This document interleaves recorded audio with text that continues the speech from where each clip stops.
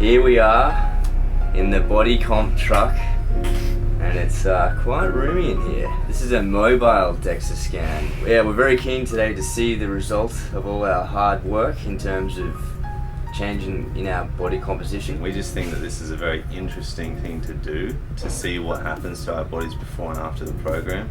As you guys know, we don't train for aesthetics, and the proof is in the pudding, where I would say the success of our program is in the strength that we've gained, which you can see through the goals sessions that we're doing.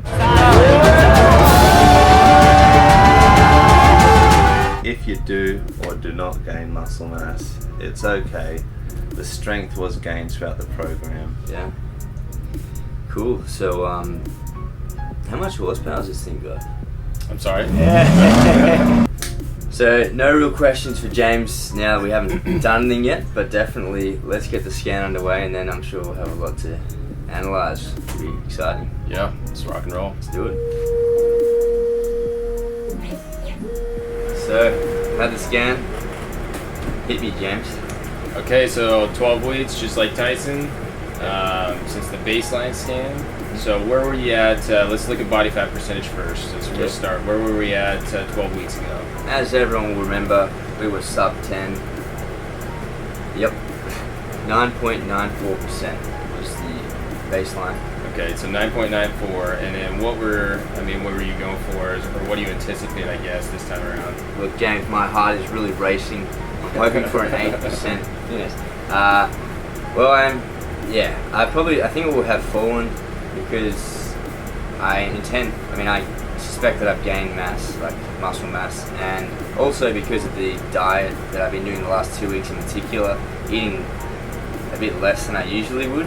Okay. I just am expecting to have lost some fat, I suppose. Okay. All right. So I'll hand you the report here and let you take a look, and then let me know what you think. I'm so nervous. Oh damn.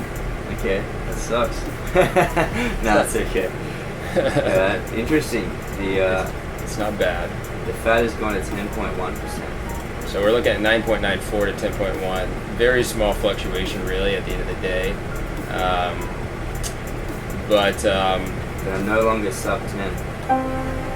Sub 10. To be honest, too, I think the leanest male individual we've ever scanned came in around 8.5. Okay. So, we've seen figure competitors, all those guys that are working out for, aesthetics, thinking that they're hitting, 4s, sub 5s going into competition. We have yet to see that. Where you're at, though, definitely not. So, small fluctuation percentage. So, why don't we check out fat tissue and lean tissue overall and see how those numbers change. Just keep in mind, it's a big blow for him, James. We'll start by comparing fat tissue. At the start of the series, I had 7.73 kilograms of total fat tissue, and at the conclusion of the series, I had 7.85 kilograms, which is an insignificant gain of just 0.12 kilograms. Interestingly, both legs gained fat tissue, while everything else, with the exception of my left arm, lost fat mass. For some reason, I've got a fat left arm. If we move on to muscle or lean mass, we notice that my left arm also gained more muscle than the right, only by a small amount though.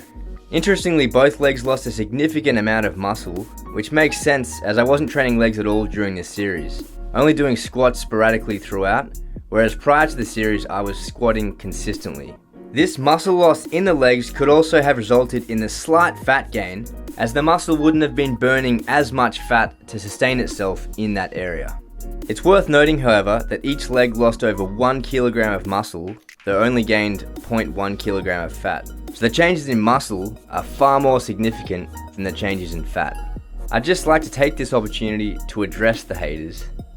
Yeah baby, my legs have gotten smaller. Both arms gained about half a kilogram in muscle, and there was a massive gain of just over 2 kilograms of muscle in my trunk, primarily in the upper back and chest. Note, the trunk is specifically the top of the pelvis up to the neck, with the arms sliced off from the shoulders. Funnily enough, the muscle gains in my arms and trunk almost exactly offset the loss in the legs, So the overall change in lean mass was a negligible gain of 0.11 kilograms. What tipped me over into the 10% body fat range was actually my legs. The combination of muscle mass lost and fat gained in my legs just slightly pushed my body fat percentage up. Upper body wise, however, my body fat percentage actually dropped. It went from a stunning 9.42% at the start of the series to an incredible 8.59% at the conclusion. Damn. So don't worry guys, I'm still sub 10% where it matters. So that's been very interesting. I want to say a big thank you to James for having us here today. Likewise, thank you. So you guys can check them out online at bodycomp.com. It's a really nice analytical way to check any physiological changes from your training, see where you're at, and then see how your program has been affecting your body. Exactly.